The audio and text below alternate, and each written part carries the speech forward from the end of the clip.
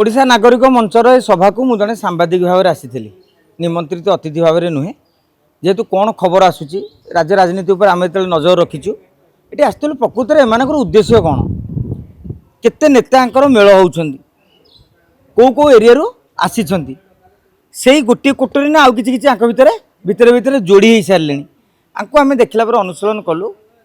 विजु जनता दलरू कोण ठेसा होइथिबा बा समयानुक्रमे नवीन पट्टनायक रोषर शिकार होई विदा होइथिबा किंबा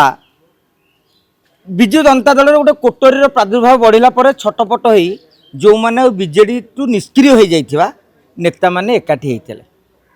एवं सेमाने समस्ते विजु प्रेमी एमानक भितरु पाखापाखि 20-30 जन पूर्वतन विधायक थिले जो माने अतीत जनता दलरू लड़ीथिले एवं विजु जनता दलरू लड़ीकी विधायक होइछन्ति। एथुर गोटे जिनस अनुमान करागला जे विजु जनता दल रे जो चली हट चमट चली एवं ताकू नेकी जो माने संसद माने द्वंद्व अच्छा आगामी दिन में विजु जनता दलर भविष्य को लेकिन द्वंद्व रही नेता माने